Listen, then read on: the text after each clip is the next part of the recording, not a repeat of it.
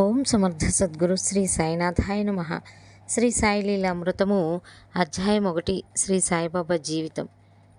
మీరెవరు అని అడిగితే వటవృక్షము మూలము, మూలానికి మూలం మాది దత్తనగరము అని చెప్పారు శ్రీ అక్కల్కోట స్వామి.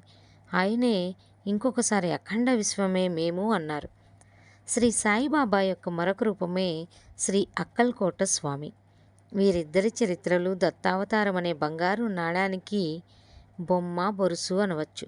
వీరు ప్రపంచ చరిత్రలో అవతరించిన మహాత్ములందరిలో అగ్రగణ్యులు.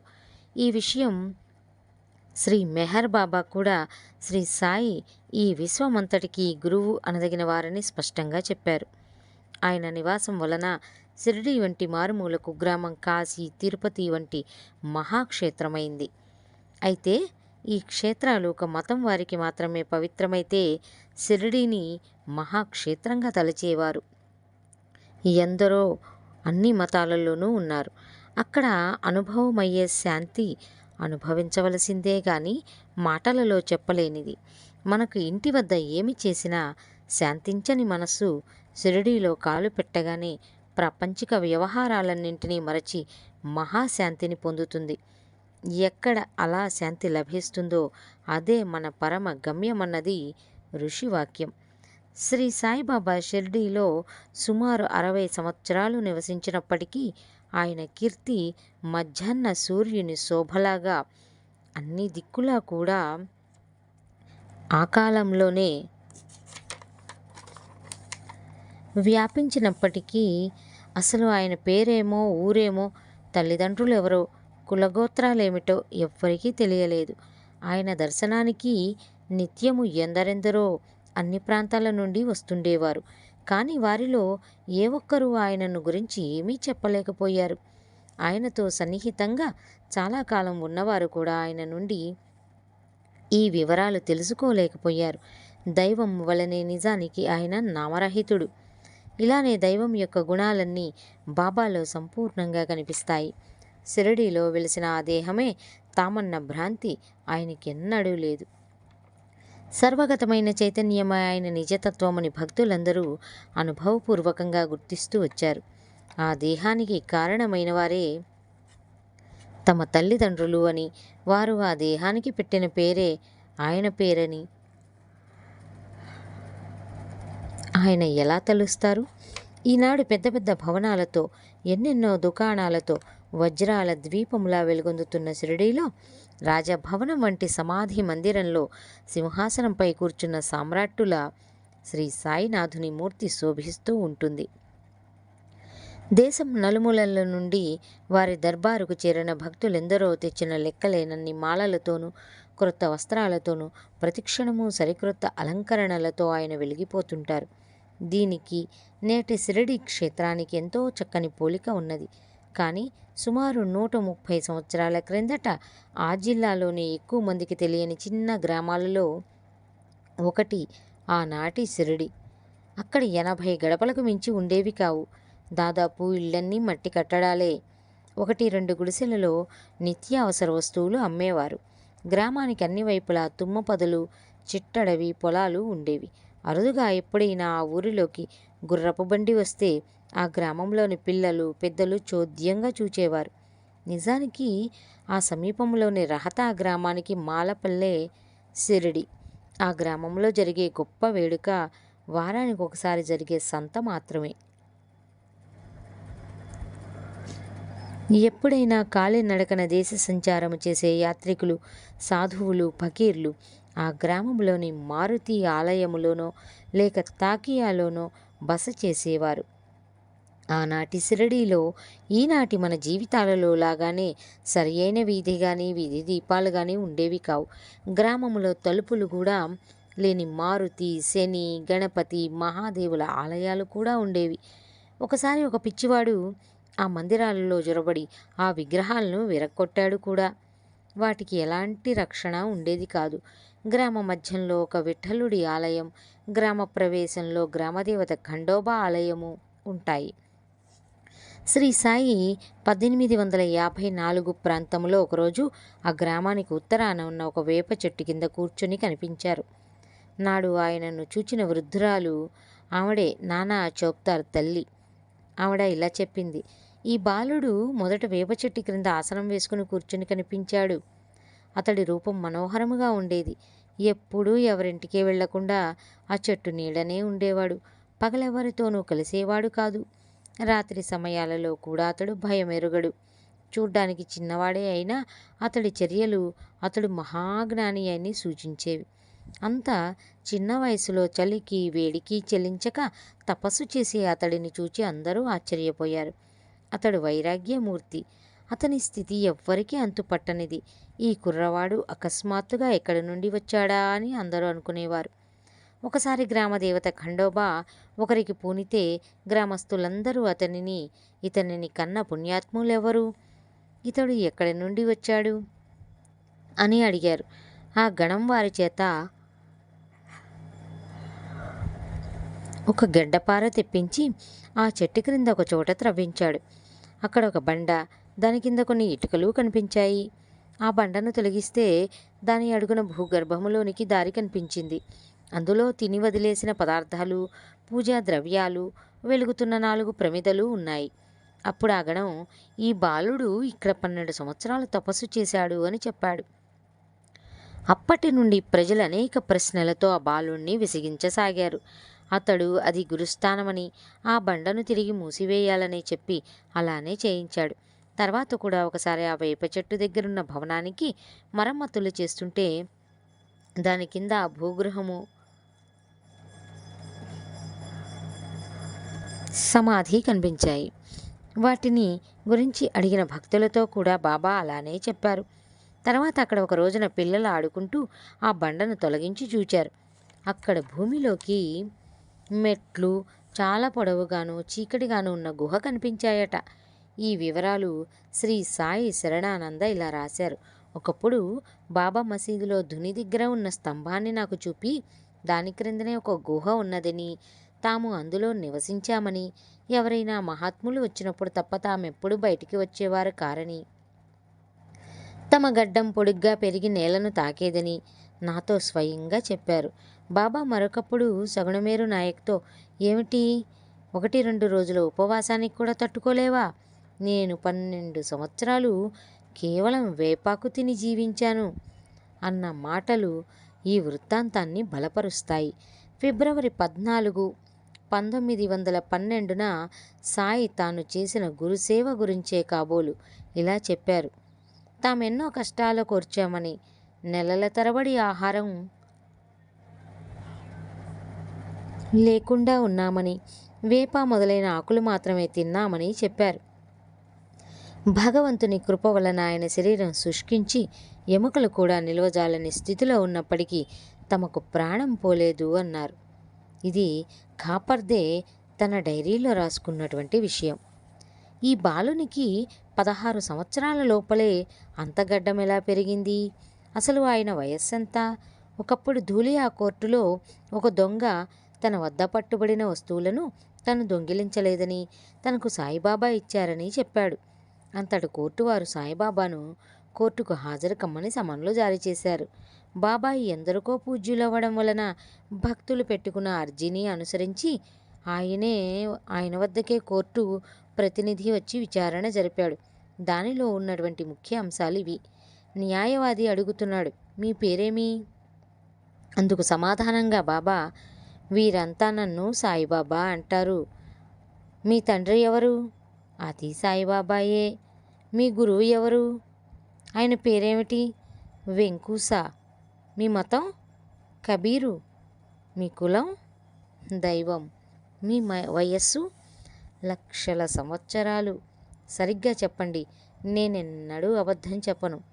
అంటే సాయి నామరూప కుల మత వయోభేదాలకు అతీతులు, సర్వవ్యాపి అయిన ఆత్మయేనని స్పష్టమవుతుంది మనకు. ఆయన వయస్సు అపారమని తెలిపే ఆధారాలు ఎన్నో ఉన్నాయి. అక్కల్కోటలో దత్తావతారంగా ప్రసిద్ధికెక్కిన శ్రీ స్వామి సమర్థ నిర్యాణం చెందబోతూ కన్నీరు కారుస్తున్న భక్తునితో, షిరిడీలో నా అవతారమూర్తి నీకు లభిస్తారు, ఆయనను సేవించు, నీకే కొరత ఉండదు అని చెప్పారు. సాయిబాబా కూడా ఎందరో భక్తులకు అందుకు తగిన అనుభవం ఇచ్చారని మీరు చదవబోతారు. అంటే అక్కలకోట స్వామియే సాయి అన్నమాట. ఈ ఇద్దరూ సమకాలికులవ్వడం ఒక అంతుబట్టని దైవలీల. అంటే ఆ స్వామి వయస్సు, పుట్టు పూర్వోత్తరాలే సాయి యొక్క వృత్తాంతం అన్నమాట. ఆ స్వామి వయస్సు 100 ఏండ్లు.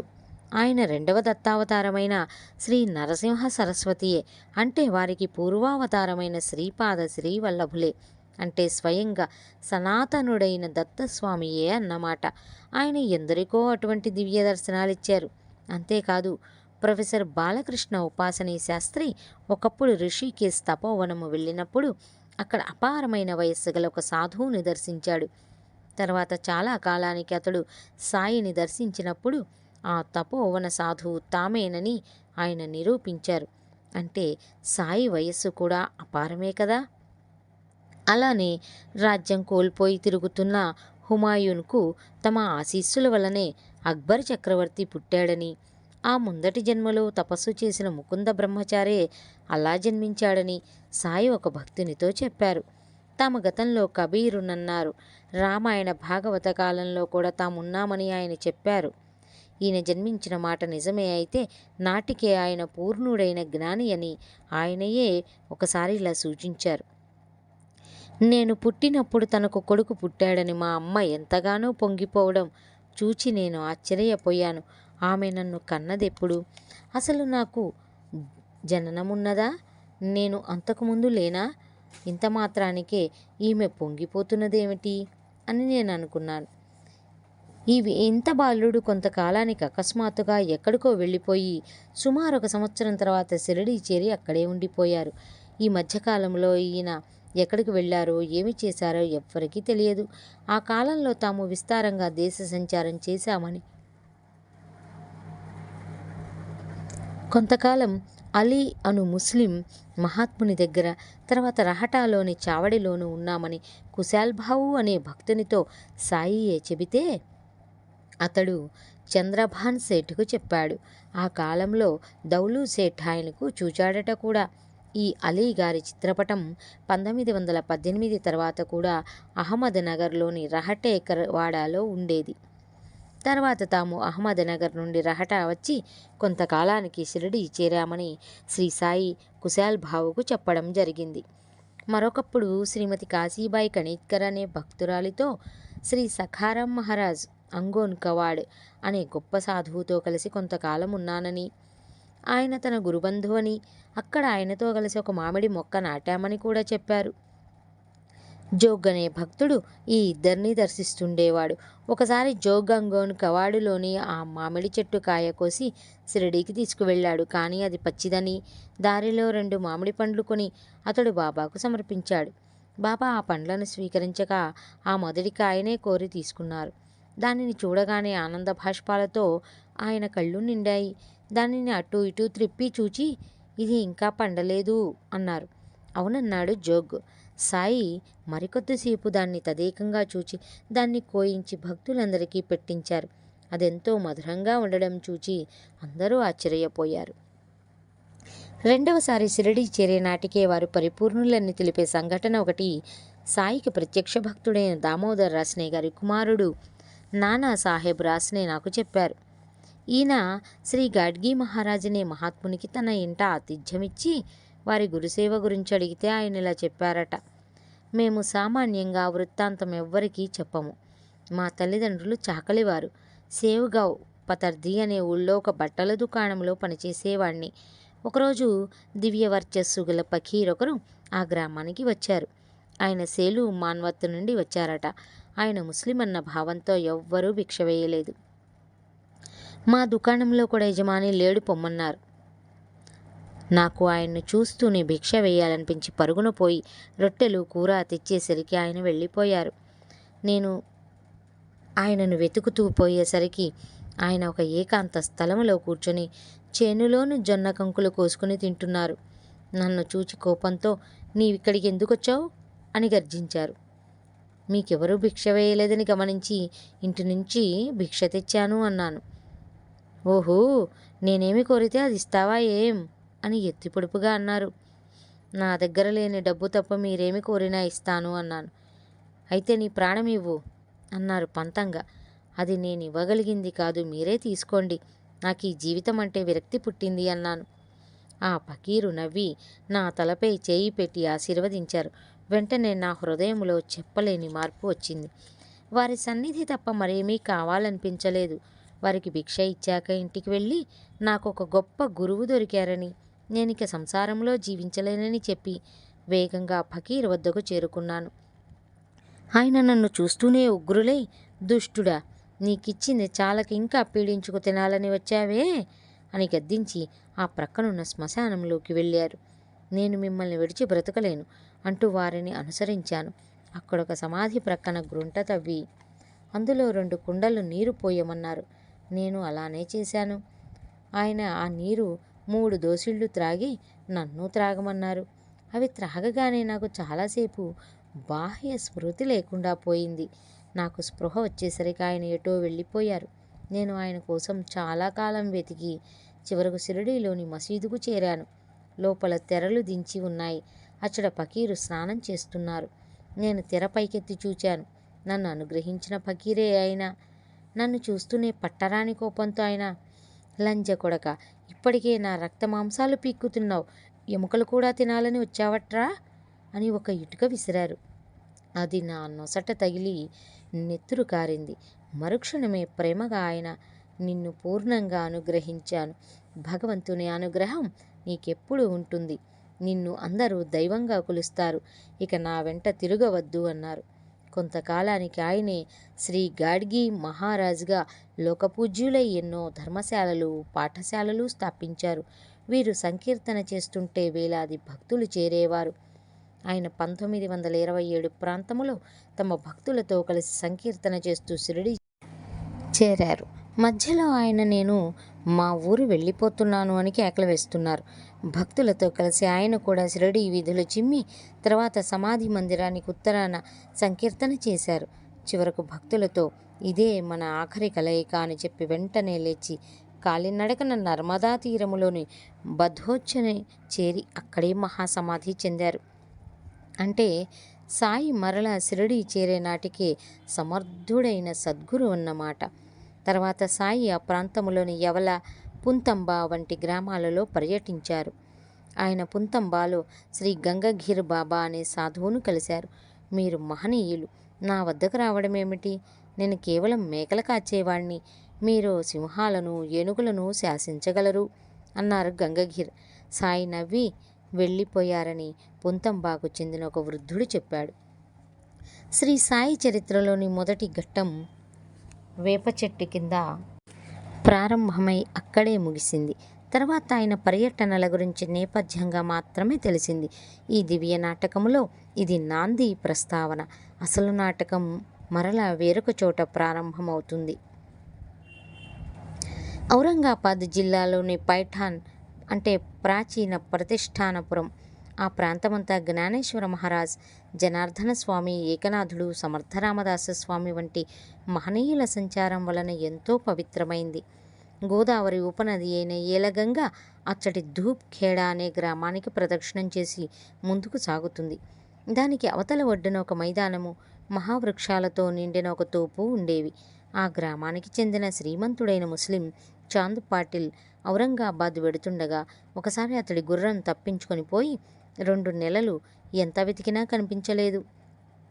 చివరికి అతడు దానిని జీను మాత్రం భుజాన వేసుకొని ఇంటికి వస్తూ సింధోస్, బింధోస్ అనే జంట గ్రామాల వద్ద ఏలగంగ ఒడ్డుకు చేరాడు. అక్కడొక మామిడి చెట్టు క్రింద వెర్రివాని వలె ఉన్న ఒక ఫకీరు కనిపించాడు. అతని చంకలో సట్కా అంటే దండము, వంటికి బారు జుబ్బ కప్ని, ఇక తలపై టోపీ ఉన్నాయి. అతడు చిలిం సిద్ధం చేస్తూ చాందుపాటీల్ని చూసి తన చెంతకు పిలిచి నవ్వుతూ, ఈ జీను నీవు మోస్తున్నావేం అన్నాడు.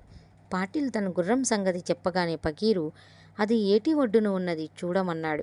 అతడు పోయి చూస్తే అతని గుర్రం అక్కడే మేస్తున్నది. అంతటితో ఆ ఫకీరు సామాన్యుడు కాడు అనుకొని గుర్రాన్ని తీసుకొని ఆయన వద్దకు వచ్చాడు.